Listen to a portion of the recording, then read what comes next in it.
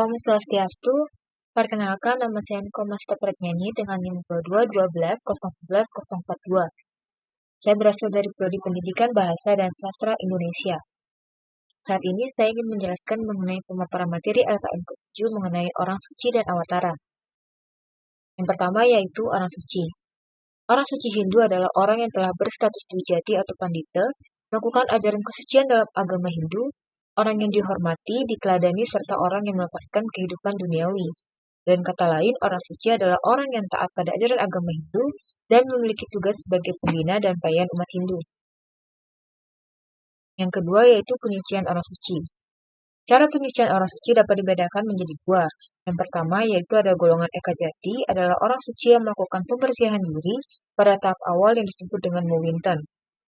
Setelah melewati tahap Mewinten, golongan Eka Jati dapat memimpin upacara keagamaan yang bersifat riyatnya. Orang suci yang termasuk kelompok Eka Jati yaitu pemangku, pinandita, balian, dalang, dukun, wasi, dan sebagainya. Yang kedua ada golongan Dwijati atau Medikse, adalah upacara penyucian diri baik secara lahir dan batin dari seorang wilake atau orang biasa menjadi orang suci pendeta atau sulungki. Medikse disebut juga dengan Medwijati yang artinya kelahiran yang kedua kali. Seseorang yang akan menjadi pendeta wajib mengikuti upacara ini karena akan memberikan pengajaran bagi dirinya sendiri dan orang lain.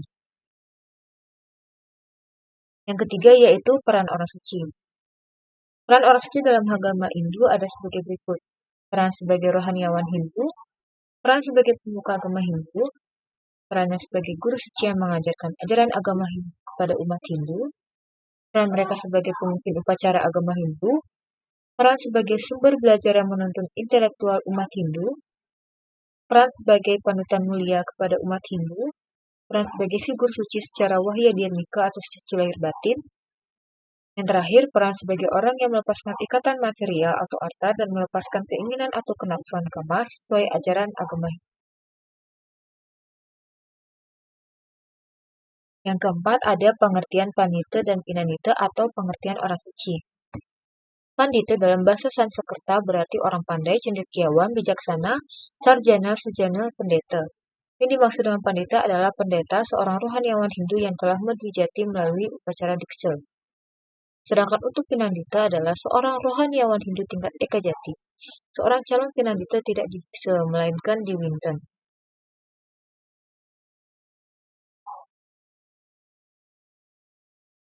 Untuk yang kelima yaitu sesana dan wewenang orang suci.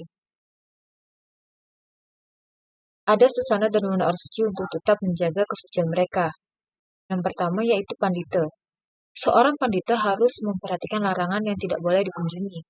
Tempat yang terlarang bagi seorang pandita yakni tidak boleh mengunjungi orang yang mempunyai pekerjaan hina, terlebih lagi makan bersama atau makan di rumah tukang jagal.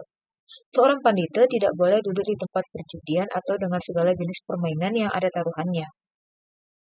Selanjutnya ada pinandita. Seorang pinandita adalah seorang rohaniawan Hindu pada tingkat Eka Jati. Kelahirannya sekali, tidak didiksa tetapi diwinten. Setelah melalui upacara pewintenan, seorang pinandita dapat menyelesaikan upacara yaitu tertentu atau biasanya kepada pura-pura tertentu. Khususnya pura-pura yang menjadi tanggung jawabnya. Yang keenam ada riwayat singkat orang suci. Dalam sejarah peradaban dunia, orang suci secara umum dikenal dalam agama Hindu yakni dengan nama Resi. Para Resi ini merupakan orang dalam agama Hindu yang berhasil menerima wahyu dari Ida Sang Hyang Widiwasa. Mereka kemudian lebih dikenal dengan nama Saptarsi. Resi tersebut yaitu ada Resi Grecemada, Resi Wiswamitra, Resi Wamadewa, Resi Atri, Resi Bharadwaja, Resi Wasista, dan Resi Kanwa. Mereka lah orang yang menghimpun wahyu-wahyu dari Ida Sang Hyang Widi dan menyatukannya dalam sebuah Weda.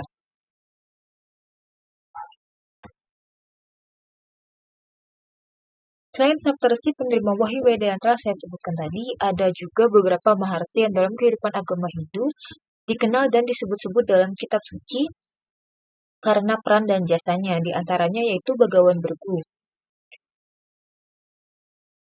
Yang kedua ada Resi Agastya, dan penyebarannya dalam agama Hindu terkenal akan jasa-jasanya. Yang ketiga ada Begawan Brihaspati.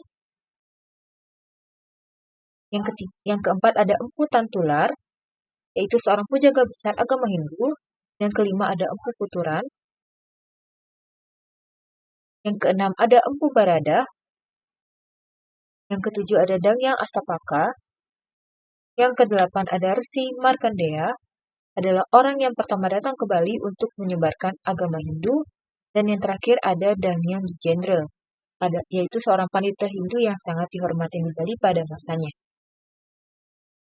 Selanjutnya yang ketujuh yaitu Awatara. Awatara atau avatar dalam agama Hindu adalah reinkarnasi dari Tuhan Yang Maha Esa maupun manifestasinya.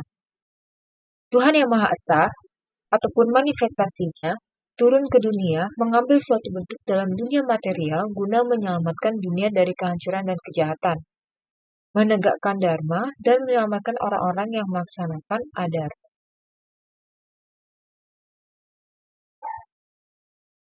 Adapun beberapa sloka-sloka mengenai Awatara.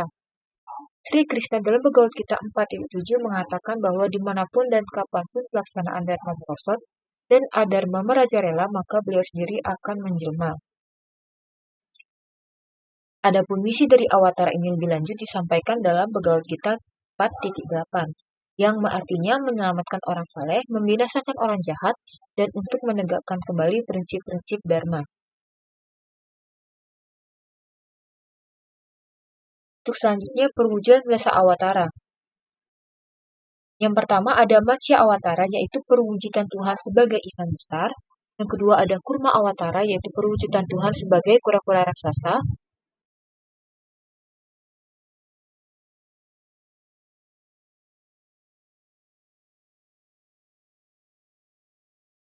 Yang ketiga ada Varaha Awatara, yaitu perwujudan Tuhan sebagai babi hutan raksasa. Yang keempat ada Narasima Awatara, yaitu perwujudan Tuhan sebagai manusia berkepala singa. Yang kelima ada Wamana Awatara, yaitu perwujudan Tuhan sebagai manusia kerdil. Yang keenam ada Parasurama Awatara, yaitu perwujudan Tuhan sebagai pendeta kesatria dengan membawa kapak. Yang ketujuh ada Rama Awatara, yaitu perwujudan Tuhan sebagai putra mahkota kerajaan Ayodhya. Yang kedelapan ada Krishna Awatara, perwujudan Tuhan ke dunia sebagai pusat dari seluruh awatara. Yang kesembilan ada Gautama Buddha, yaitu perwujudan Tuhan sebagai manusia dengan misi mengamalkan ajaran Weda. Yang terakhir yaitu ada Kalki Awatara, perwujudan Tuhan sebagai manusia berkuda putih dan bersenjatakan pedang terhunus dalam membasmi orang-orang jahat pada akhir Kali Yuga. Ada jenis-jenis Awatara. Yang pertama ada Purusa Awatara, yaitu Awatara pertama Sang Hyang Wisnu yang memengaruhi penciptaan alam semesta. Awatara yang dimaksud yaitu Vasudewa, Sankarsam, Pradyumna, dan Aniruddha.